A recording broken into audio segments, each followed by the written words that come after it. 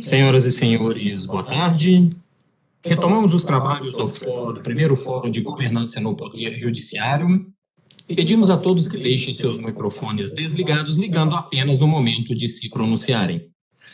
Para a abertura dos trabalhos da parte da tarde, passamos a palavra ao primeiro vice-presidente do Tribunal de Justiça do Estado de Minas Gerais, desembargador José Flávio de Almeida.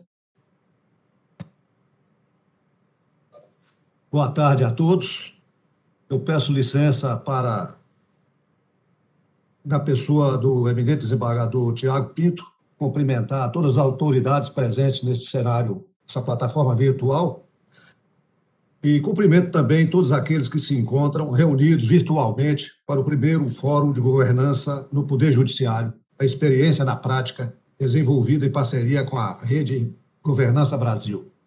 Senhoras e senhores, registro minha honra em abrir os eventos do período da tarde e em estar reunido com as senhoras e os senhores desse fórum, em que teremos a oportunidade de discutir e avançar em tema de tão grande relevância, fortalecendo as ações já implementadas e oportunizando novas iniciativas. Muito embora o conceito de governança não seja exatamente novo, a aplicação prática em toda a sua magnitude é um grande desafio, pois implica mudanças de cultura nas relações e nas práticas internas e externas, em busca da excelência na gestão pública e na prestação do serviço público, o que não se pode sequer cogitar da existência sem ética, transparência, confiabilidade nas instituições e nas pessoas que a formam. Por isso, a relevância deste fórum. Por isso, a necessidade de se estudar e aprimorar o modelo de gestão e de governança do Poder Judiciário. É tempo de se efetivar os valores fundamentais de justiça, de transparência, de ética, de integridade, de responsabilidade. Para tanto, é indispensável o comprometimento de todos que trabalham no, para e com o Poder Judiciário, sem distinção de atividade, fim ou meio, de cargo ou de função. De todos os envolvidos, deve ser exigido, indistintamente, comportamento ético e probo como hábito, e em todos os espíritos deve ser cultivado o orgulho de pertencer a uma instituição que age e luta pelas causas certas, não havendo o que temer, pois as mudanças propostas representam segurança e confiabilidade nas ações executadas. Na busca pela eficiência e excelência da gestão da coisa pública, não podemos seguir sós. Temos que caminhar juntos e fortes, e as discussões teóricas não podem nos bastar. E aqui ressalto que não afasto sua importância. Pelo contrário, necessitamos de um arcabouço teórico de controle, prevenção e repressão de condutas ilícitas e antiéticas. O que digo é que o momento é de efetivação, de concretizar as práticas de conduta e boa gestão, por meio de normativos legais, de códigos de conduta, de treinamentos, de monitoramento permanente para detecção e correção de falhas sistêmicas, de ouvir e orientar, para que vivamos, na prática, os valores e os princípios tão caros à sociedade, ao Estado democrático de direito, ao Poder Judiciário. Firme no senso de justiça e de equidade de direitos, na transparência de resultados, oportunidades e riscos, na prestação responsável de contas e no compliance, a governança nos conduz a este caminho seguro de desenvolvimento sustentável e perene. Não há dúvidas de que, por meio das práticas de governança, como o comprometimento da alta direção com a integridade e com os valores éticos, a definição dos papéis dos envolvidos, o compartilhamento de decisões de alto impacto, a execução dos diversos processos institucionais em conformidade com a lei e com a missão e os valores da justiça, a criação de políticas internas, anticorrupção e de código de conduta e de ética, os treinamentos periódicos, a abertura de canais de ouvidoria e de denúncia, o Poder Judiciário se coloca não à frente do tempo, mas no justo tempo de cumprir sua função constitucional de garantir todos os direitos fundamentais das pessoas, agindo como verdadeiro pacificador social, lembrando que só há paz onde se tem confiança, onde nos sentimos seguros. A efetivação e o comprometimento das práticas de governança propiciam poeticamente essa paz sonhada, essa credibilidade perseguida. Objetivamente, proporcionam o aumento da eficiência institucional e da qualidade das decisões de direção, com redução de custos, a diminuição da incidência de desconformidades que geram desvios de recursos, o arrefecimento de perdas financeiras e de reputação. A governança nos mostra, na vivência, que é possível termos uma atuação preventiva, e não apenas repressiva, contra desvios das boas práticas administrativas, fazendo do Poder Judiciário um poder que, além de aplicar a lei aos demais, vive ele próprio a lei e os princípios da administração pública, com integridade, resiliência, competência, com a ética permeando todas as relações internas e externas, comportamento essencial para o fortalecimento institucional e a segurança jurídica. Suas práticas,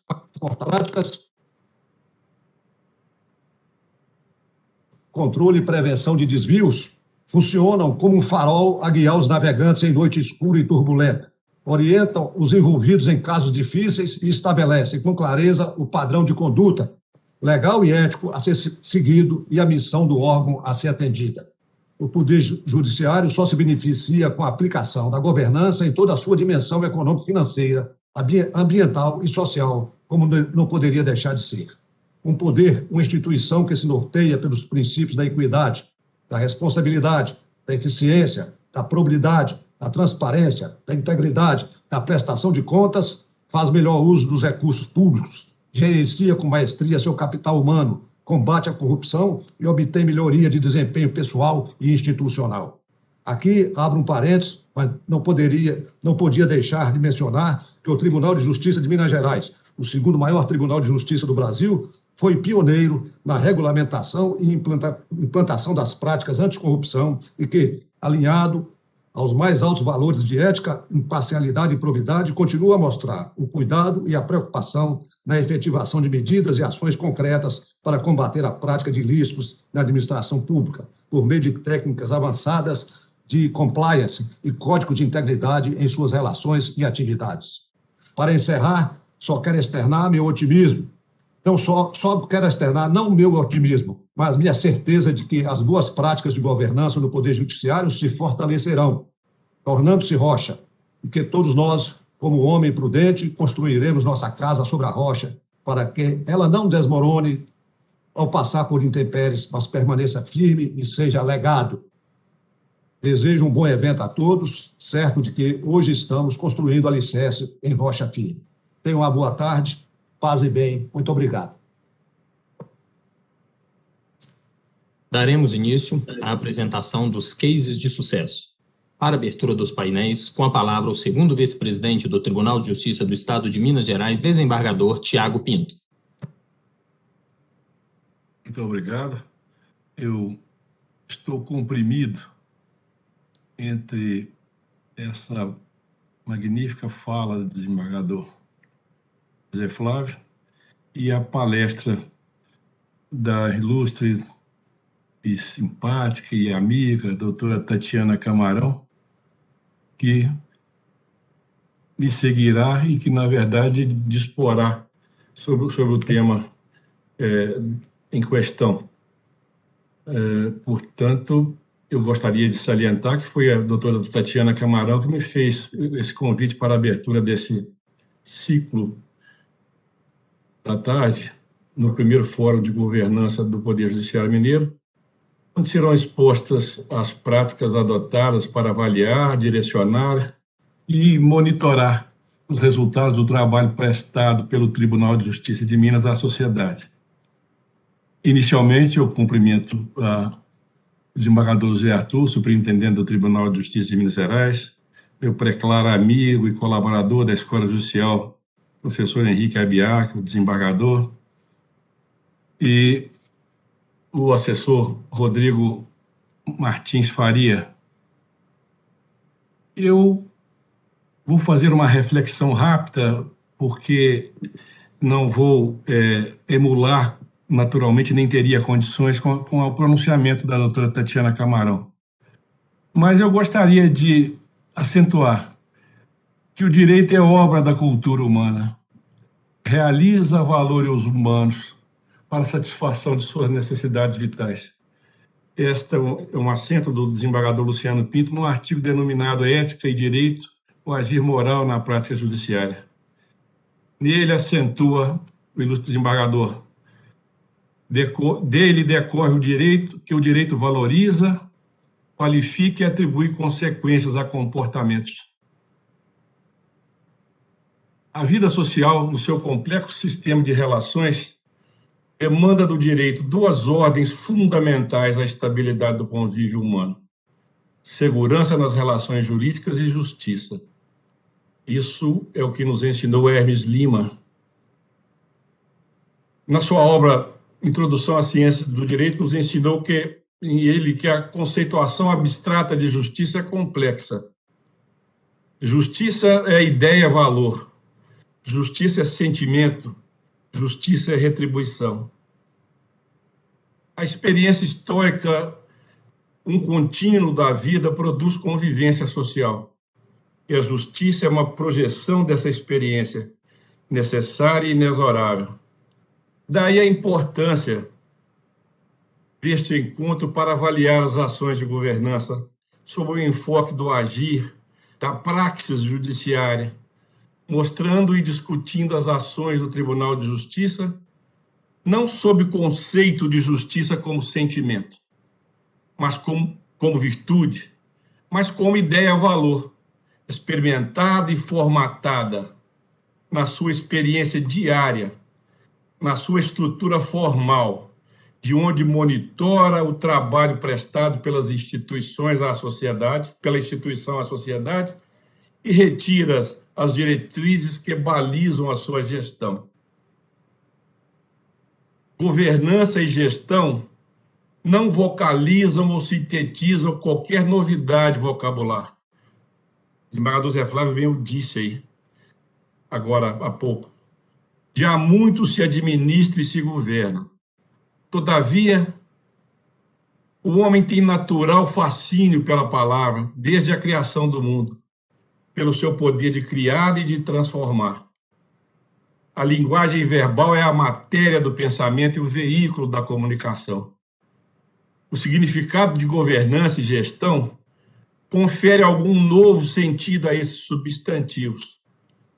A história denota que é governança, que é a ação de governo, e gestão, que é a atitude de gerir, dirigir. Então, a esse vocábulo um sentido e significa a ação de governar. A realidade só tem existência para homens quando ela é nomeada, possibilitando assim a apreensão da realidade.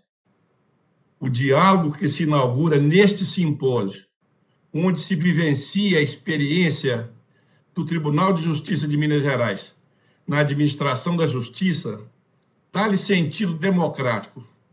Compartilha conhecimentos que vão sendo extraídos de uma experiência exitosa na governança do sistema de justiça, através do seu programa de integridade, das suas ações, do seu programa lapidar, que certamente são estrelas do simpósio e serão objeto dos debates.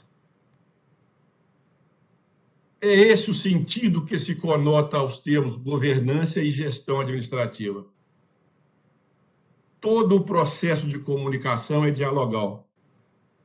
E a troca de experiências que eu coloco sobre governança propiciará e certamente contribuirá enormemente para a experiência da administração da justiça e na execução de políticas públicas de administração de justiça.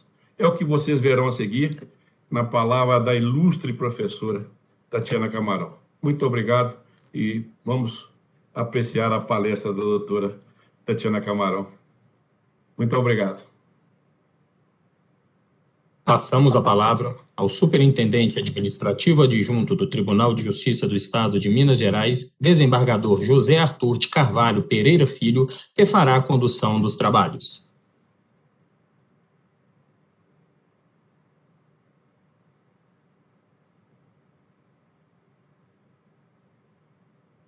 Boa tarde.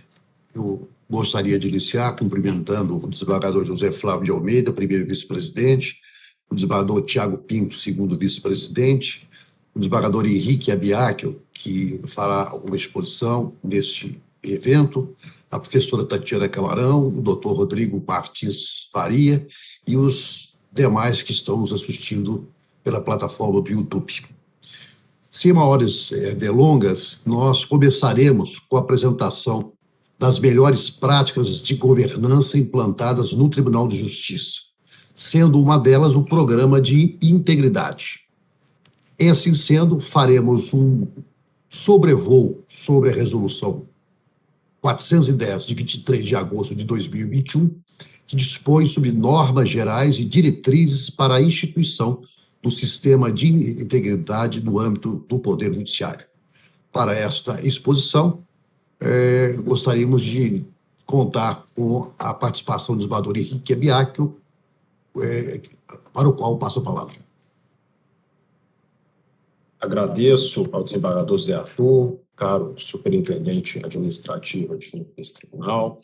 Me cabe uma missão em glória de falar após o excelentíssimo senhor primeiro vice-presidente, o excelentíssimo senhor segundo vice-presidente, desembargador José Flávio, desembargador Tiago Pinto, que muito bem introduziram o tema, e é sempre uma missão em glória usar a palavra depois de grandes oradores. Cumprimento também o desembargador Agostinho, a todos os presentes que nos assistem. Serei bastante breve, peço desculpa a todos que eu interrompi a sessão de julgamento da Câmara de que faço parte, e acho que isso também tem um pouco a ver com todo o plano de integridade. A atividade fim deste tribunal é a prestação jurisdicional. Quanto à atividade fim, não se encontra maiores dificuldades de definir padrões éticos, padrões de qualidade, padrões de boa governança.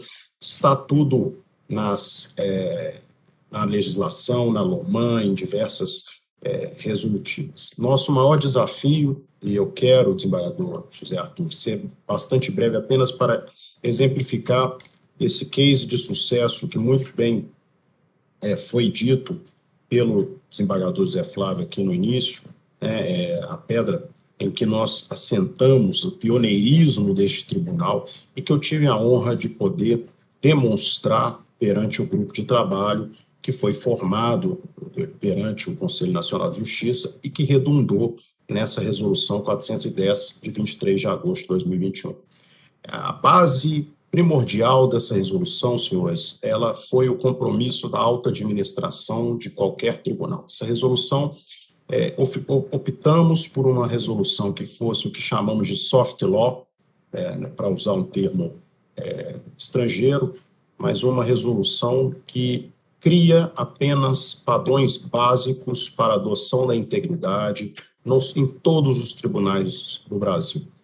Não há como falar de um case de sucesso, para usar o nome do painel, sem citar que nós fomos, o Tribunal de Justiça de Minas Gerais teve a honra de ser inspiração para essa resolução. É claro que cada tribunal tem as suas particularidades e por isso usamos o termo soft law, mas o primordial desta resolução foi estipular o compromisso da alta administração. O que vemos aqui diariamente no Tribunal de Justiça de Minas Gerais, um compromisso com a ética, com a integridade, com a boa governança, não só na atividade fim, não só na prestação jurisdicional, para a qual eu terei que me ausentar, infelizmente, do restante desse painel, apesar de estar também ansioso para ouvir a professora Tatiana Camarão, querida amiga e parceira em debate sobre integridade, mas a gente precisa exercer a atividade fim, mas também para a atividade meio.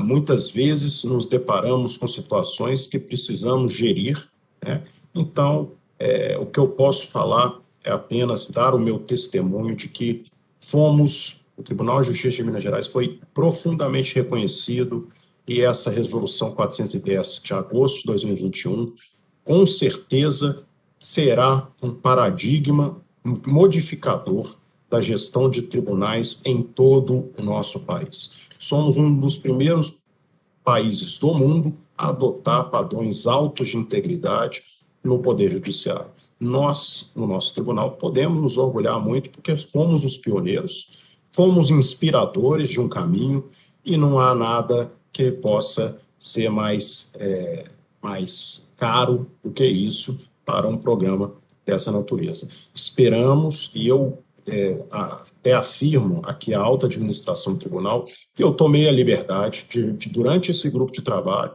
colocar o nosso tribunal à inteira disposição de outros tribunais que queiram adotar os nossos padrões. Tomei essa liberdade sem sequer questioná-los, porque eu tenho certeza absoluta que os padrões éticos dessa instituição, aqui tenho muito orgulho de fazer parte, fazem com que tenhamos a vontade de que esses padrões sejam copiados e até mesmo aprimorados e retroalimente o nosso sistema de integridade.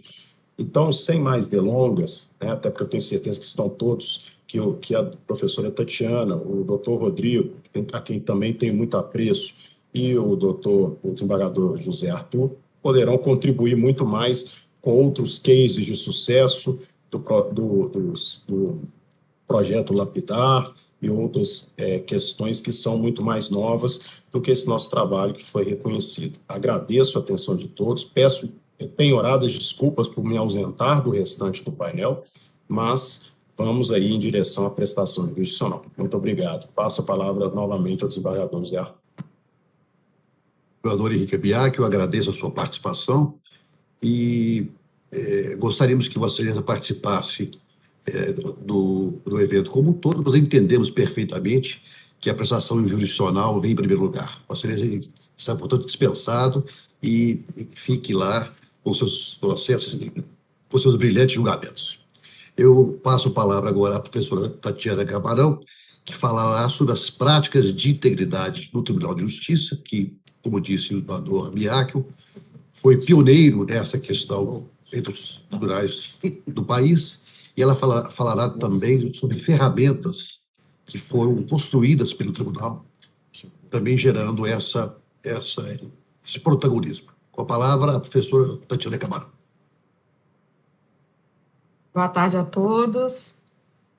Gostaria aqui de cumprimentar o primeiro vice-presidente, o desembargador José Flávio de Almeida, parabenizá-lo pela apresentação, pelo discurso belíssimo.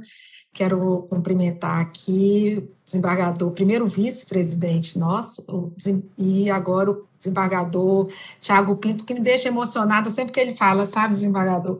O senhor fala e fala com tanta emoção, ai, como eu me sinto prestigiada. Muito obrigado, nosso segundo vice-presidente. Quero cumprimentar aqui o corregedor-geral, quem receba aqui meu carinho, desembargador Agostinho, o desembargador Henrique Biak, não se faz presente, mas quero deixar também meu abraço carinhoso, o juiz auxiliar da primeira vice-presidência, doutor Rodrigo Faria, e o senhor desembargador Zé Arthur, que tem uma confiança, o senhor sempre, né, o superintendente adjunto administrativo, que confia muito no meu trabalho. A todos vocês, eu quero agradecer de coração a confiança, o carinho e a deferência, a forma como falam do trabalho que a gente tenta desenvolver e desenvolver com o apoio de toda essa casa, de todos os magistrados, de todos os servidores. Eu falo que o trabalho, o programa de integridade, ele é um programa genuíno, ele é feito realmente movimentado pelos magistrados, pelos servidores e pelos colaboradores. E essa essência de estar sendo construído pela casa, ela cria esse engajamento e isso acaba reverberando em outras instituições, em outros órgãos públicos e se torna, portanto, aí o grande modal, o grande modelo que todas as instituições hoje desejam adotar, copiar. Então, quero aqui deixar esse registro que é um programa que contou com a participação de todos os colaboradores. Eu peço licença para compartilhar minha apresentação, porque me foi dado falar. Só um minutinho. Sobre a boa prática, a melhor prática aqui, que é o programa de integridade do Tribunal de Justiça de Minas.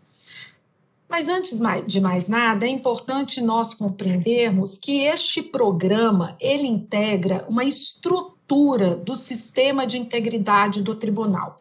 E por quê? Porque quando se pensou no programa, ele faz parte de um dos eixos temáticos do sistema de integridade.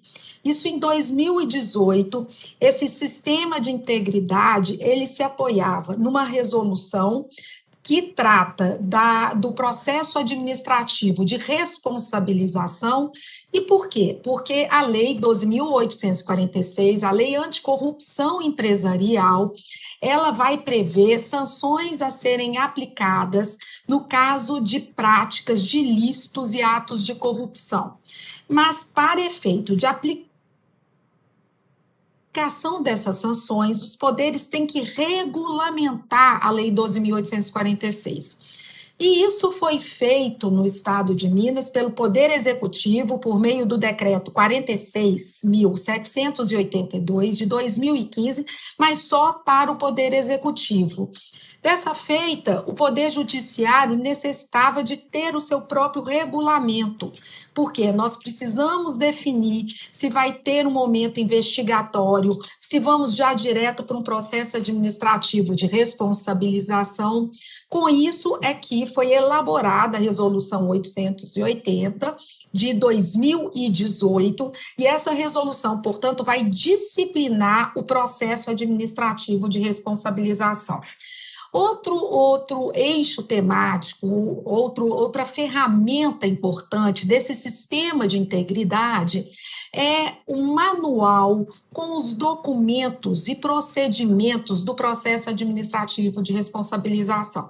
E isso é importante para dar segurança, dar transparência àqueles que vão realmente aplicar sanções previstas na Lei Anticorrupção Empresarial. Então, este manual, eu quero aqui destacar que todos esses documentos estão no portal do Tribunal de Justiça de Minas, e esse manual, então, vai trazer, vai disciplinar como deve se dar esse processo administrativo de responsabilização com todos os documentos e também o fluxo, o processo de trabalho. Então, é interessante ter já fixado na casa todos esses procedimentos para que nós tenhamos uma padronização, uma uniformização na adoção do processo administrativo de responsabilização.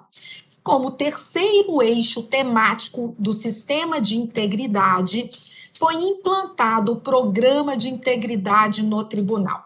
E vejam que interessante. Quando nós pensamos como implantar este programa, tomamos como base a Resolução 880. E por quê? Porque nós sabemos que a Resolução 880, ela regulamentou o processo administrativo de responsabilização, e o programa de integridade das empresas, ele serve como elemento de mitigação de pena. Então, ali na resolução, tem os parâmetros que as empresas privadas devem observar para mostrar que tem um programa de integridade implantado e efetivo. Daí decorre, portanto, que se nós estamos a exigir da empresa privada que ela tenha esses parâmetros para mostrar a efetividade do seu programa de integridade para efeito de atenuar as suas penas, a mesma orientação deve se dar para o ambiente público. Afinal de contas, nós estamos tratando aqui de faces da mesma moeda. Então, o Tribunal de Justiça de Minas, ele tomou como parâmetro o artigo 41 da Resolução 880, que vai estabelecer quais são os requisitos necessários para que se implantem um programa de integridade. E nesse sentido, nesse contexto, eu destaco aqui 6 ações que vão espelhar a aplicabilidade, a efetividade deste programa. Primeiro, o comprometimento da alta direção. Com toda certeza, eu posso assegurar que nós tivemos o apoio visível e inequívoco da alta direção. Nós estamos aqui com toda a alta direção participando hoje do evento, participando deste painel, mostrando a importância do programa de integridade, e isso ocorreu desde o nascedouro do programa. Então, nós temos ali um compromisso da alta direção com nesse programa, quer seja prevendo o programa no planejamento estratégico, de tal modo que toda a máquina administrativa ela se movimenta para que o programa aconteça. Além disso, nós tivemos a participação da alta direção no acompanhamento, na supervisão da implantação do programa, enfim, e a criação de uma instância responsável pela implantação e acompanhamento do programa de integridade. Então, aqui nós temos o compromisso demonstrado da alta direção com relação a esse projeto grandioso de se implantar a integridade. Em seguida, outro requisito importantíssimo, outro parâmetro importante, foi a questão de promovermos a autoavaliação do tribunal para efeito de conhecermos a casa e verificarmos quais as ações a serem adotadas.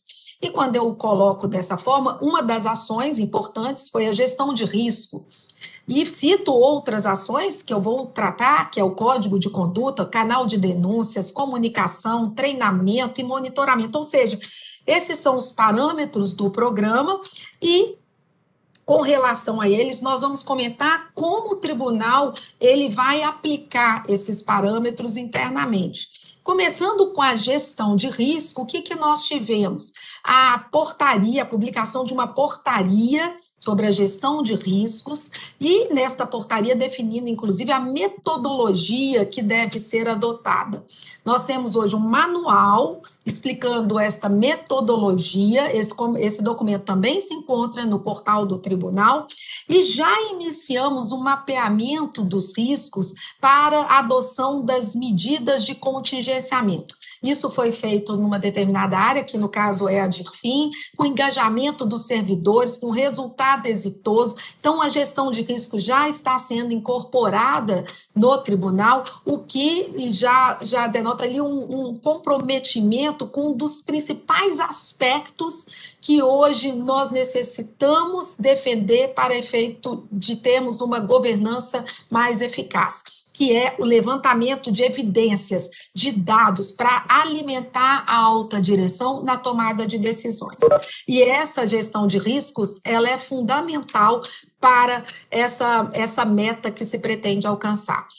O Código de Conduta, que é um documento importantíssimo, a professora Adriana Solé fala, é o coração do programa, e é isso mesmo. O Código de Conduta do tribunal, ele vai ter lá a missão, a visão, os valores, a mensagem da alta direção, para que todos observem as regras nele contidas.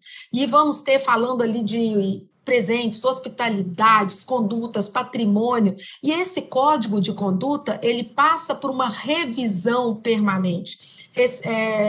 Há pouco tempo, nós tivemos uma revisão do Código de Conduta, em que foram inseridas as questões voltadas à Lei Geral de Proteção de Dados Pessoais. Então, esse código, ele passa por uma atualização constante. Por óbvio, não dá para se pensar num código de conduta em que não se tenha um treinamento, uma capacitação.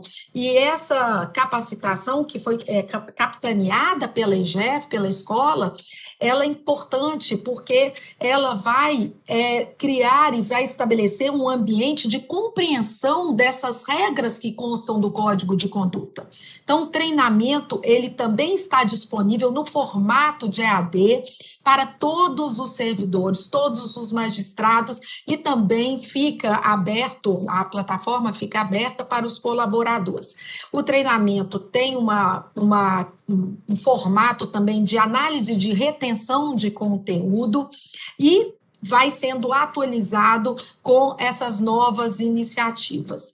Por óbvio, o treinamento, ele fica articulado e tem que estar muito bem linkado com a questão da comunicação, que foi uma preocupação do tribunal, que essa comunicação, ela ocorresse desde o momento de deflagração do programa de integridade.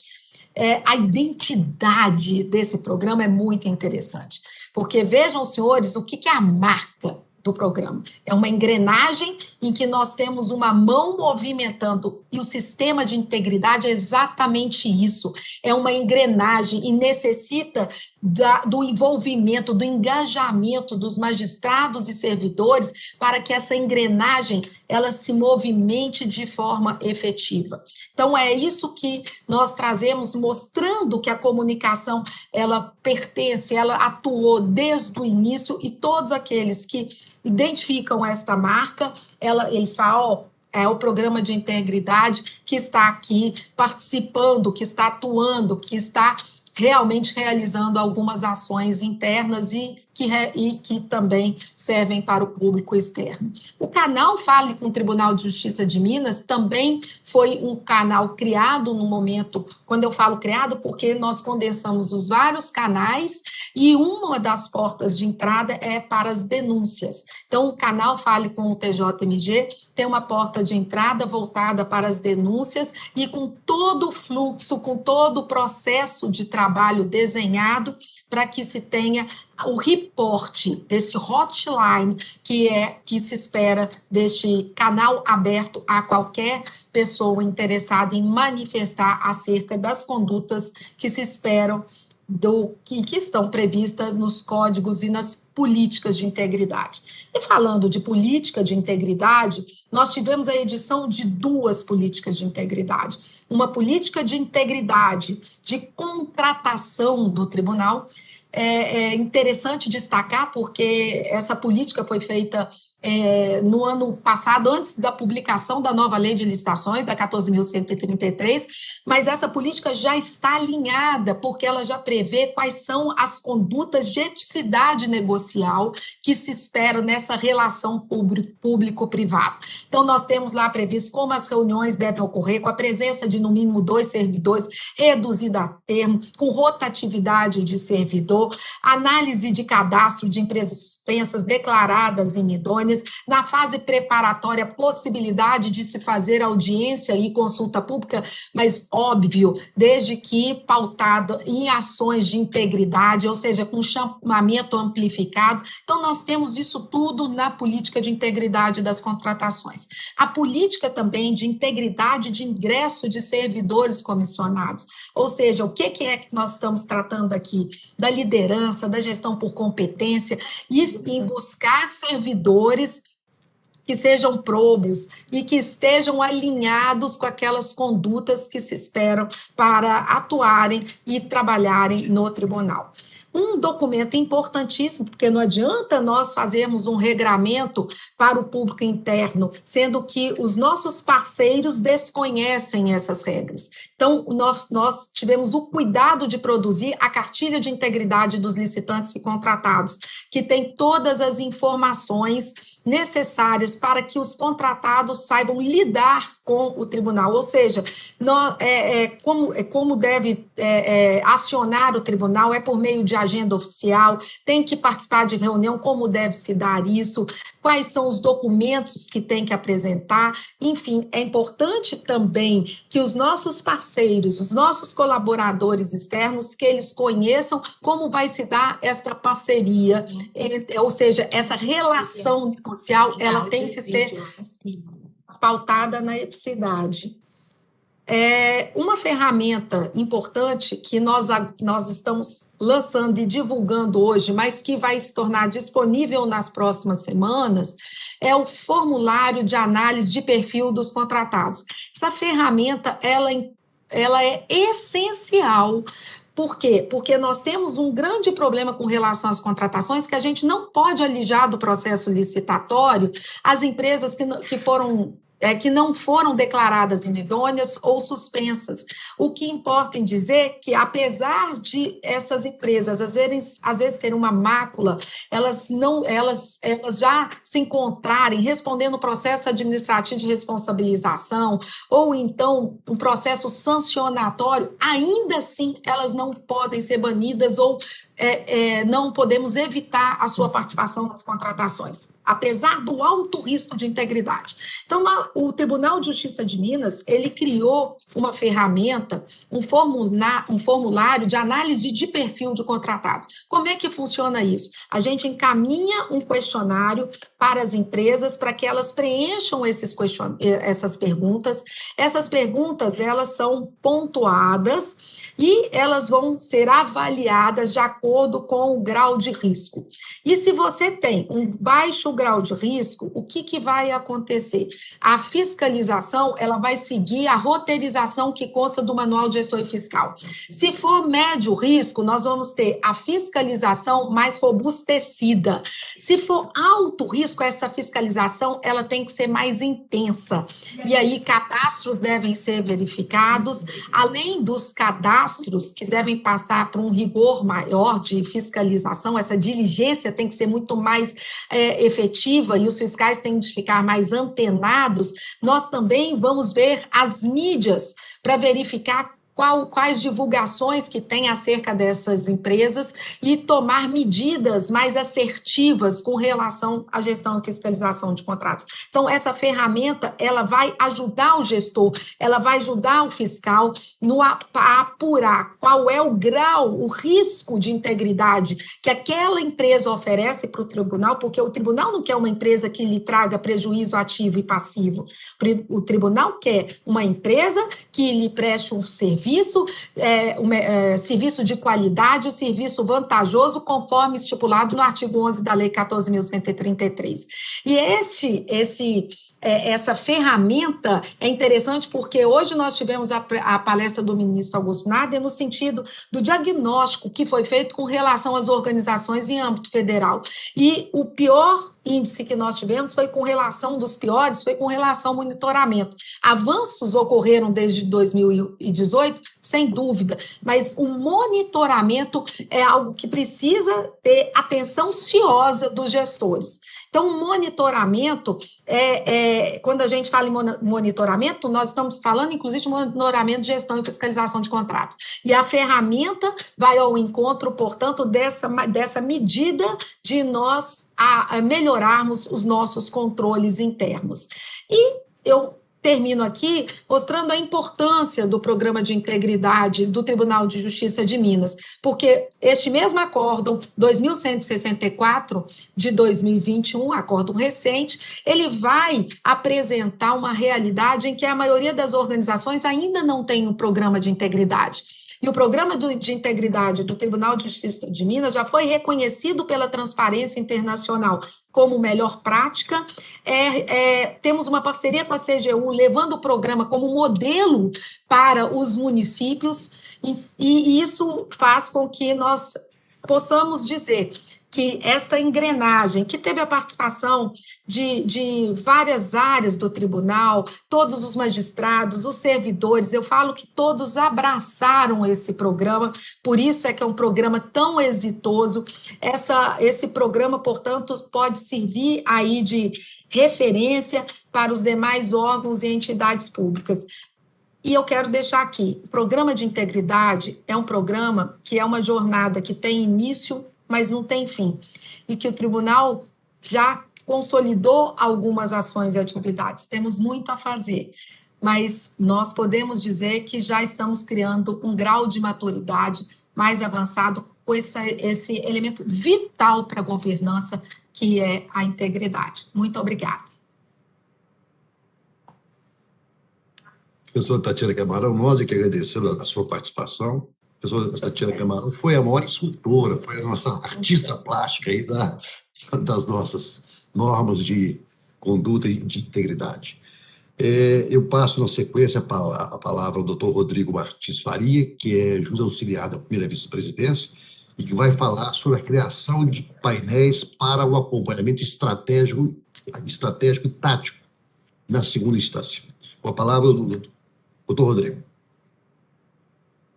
Obrigado, desembargador Zé Arthur. Boa tarde a todos e todas. Eu queria cumprimentar o desembargador Zé Flávio de Almeida, o desembargador Tiago Pinto, o desembargador Agostinho Azevedo, que eu vejo aqui também, minha querida amiga doutora Tatiana Camarão, né? Temos tido uma grande interação ultimamente e Queria agradecer o convite, né, que nos foi formulado para estar integrando aqui esse painel, falar um pouco dessas ações que estão sendo desenvolvidas na primeira vice-presidência e que elas interagem diretamente aí nessa orquestração conjunta dessa gestão, né, em torno aí desse projeto que é o PROJEF, né, Programa de Justiça Eficiente. E, para mim, me parece que está tendo uma escala decrescente aí de injustiças, né? Os grandes oradores falando primeiro e os posteriores sempre reclamando, e me coube aqui a mais inglória de todas, que é falar praticamente por último, porque todos são grandes oradores, grandes professores, e eu não tenho essa expertise. Então, vou também utilizar do recurso do compartilhamento, mas diferentemente da doutora Tatiana, o meu caso é porque para tentar despistar o ouvinte, né? Porque eu não tenho toda essa fluência. Vou tentar fazer o compartilhamento, peço que os ouvintes me deem um retorno, porque eu estou fazendo o notebook, não é o meu usual. Espero que esteja aparecendo para todos agora. Bom, o que nós vamos tratar aqui, tentar rapidamente tratar, é a questão da gestão estratégica orientada a dados, né? Um dos grandes pilares da governança é o gerenciamento, a gestão orientada a dados, né? Que permita ao gestor uma visão holística, né, do seu negócio e permitindo, então, um aperfeiçoamento contínuo da administração. No início da gestão, o desembargador José Flávio traçou como um dos seus pilares de gestão a adoção da gestão estratégica e seu desdobramento no âmbito da segunda instância, porque o Tribunal de Justiça já tem uma expertise, né, nesse tipo de projeto de desdobramento e planejamento estratégico pelas unidades judiciárias na primeira instância, mas não tinha ainda um projeto voltado para a segunda instância. A primeira ideia que nos vem quando a gente está gerindo é a ideia de que não há caminhos para quem não sabe onde vai. Então, muitas das vezes, o gestor que não sabe, que não tem um plano, né, de ação, não tem metas traçadas, ele começa a andar, mas sem saber para onde está indo. E onde que os dados entram, né? Os dados eles têm sido identificados pelas grandes instituições, pelas instituições privadas, como um novo